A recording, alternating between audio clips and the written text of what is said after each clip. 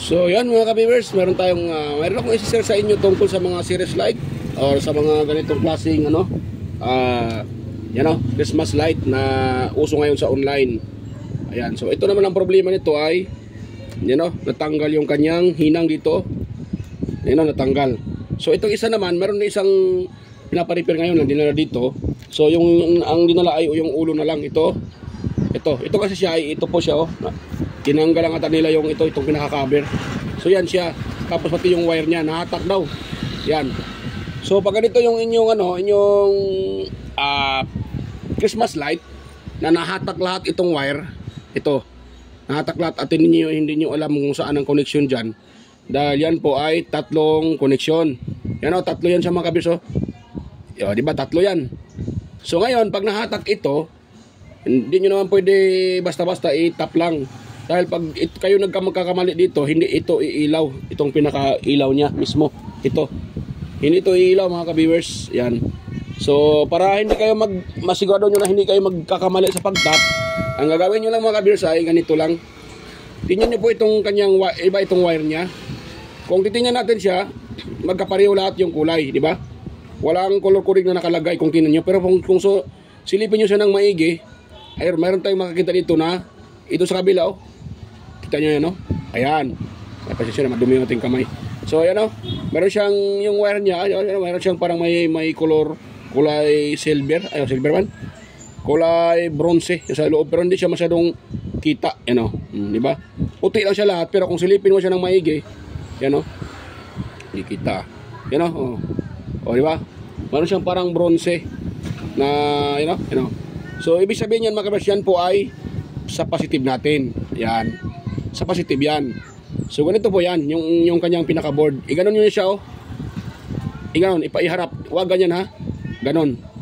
Huwag ganito yung forma. Dapat nakaganon siya. Ayan. Tapos, kung kita nyo ito sa primerong pin, may nagpa-sounds pa. Ayan B positive. Ibig sabihin yan, yung may B positive, hindi masyadong kita.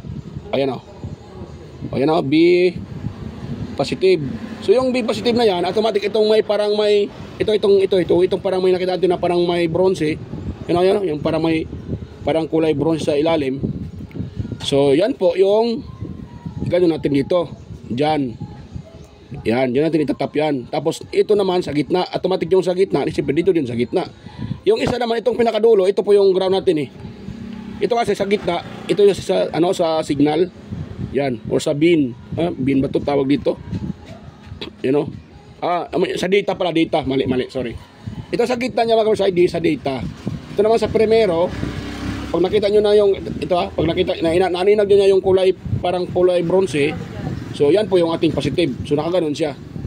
Tapos ito naman sa gitna, dito din sa gitna, yung sa data, nga sabi ko. So sa pinakadulo, ground na. So kuha tayo ng mga kabisa, kuha tayo ng soldering lead at tara natin soldahin ito. Ito pala ay napatakan ko na ng soldering lead mga ka-viewers. Yan. So yan na lang natin. Tawag dyan. Patakan natin uli. Huwag lang naman yung masyadong dahil ito kasi ay hindi, yung gamit lang na wire ay hindi, tawag dyan. Yan, So minsan ay hindi siya kinakapitan kaagad. Yan. Pero pag yung nyo ay original, hindi peke yung soldering lead nyo, kakapit lang naman yan mga ka-viewers. Yan mayroon na.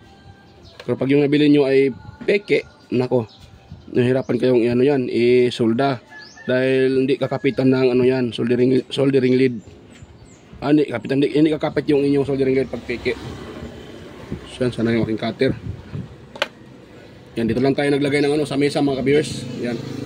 Sa mesa tayo naglagay ng tawag dyan, ng yung sana repair maliit lang naman siya Yan, may sounds pa doon sa kabila. Limbarok na.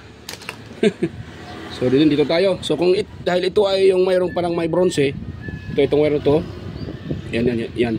So yan po yung ating gawing positive dito. Pasensya na, pabalik-balik tayo.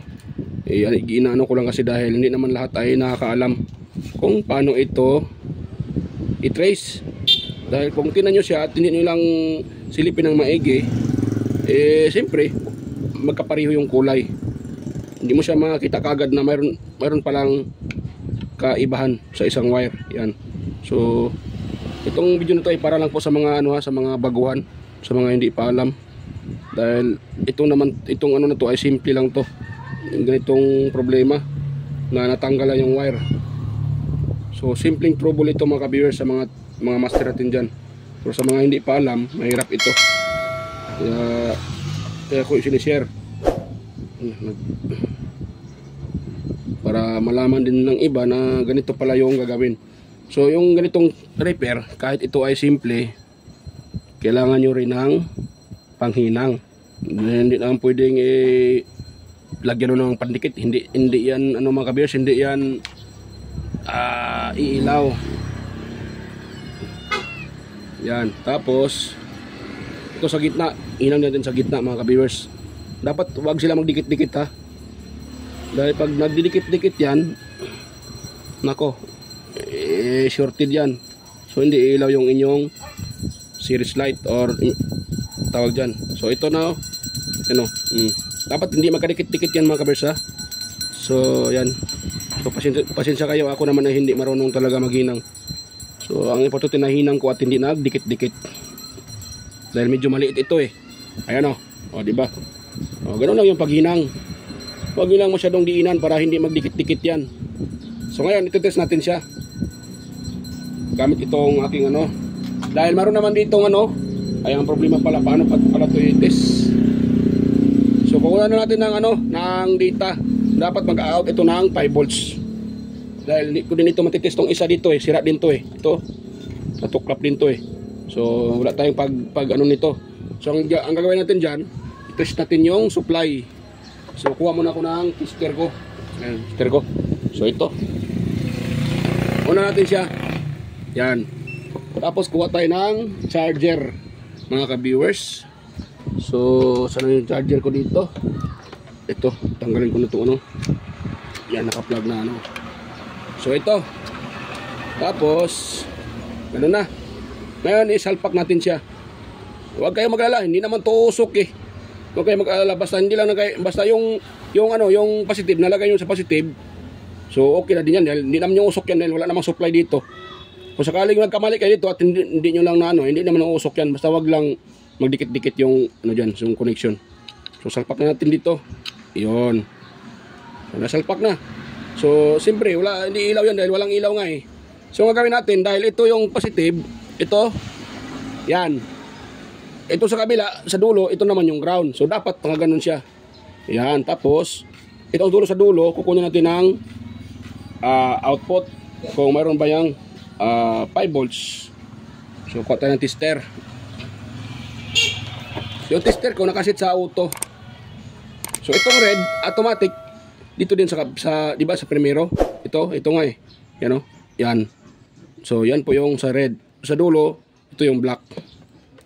So tingnan niyo po yung tester mga ka-viewers kung may magre-reading ba siya ng 5 volts. Hindi kita. Yan, ganun lang natin. Yan. Kita masyado Yun. Mayroon pa nagpa-sound sa kabila. Kagwang na. Yung barok talaga.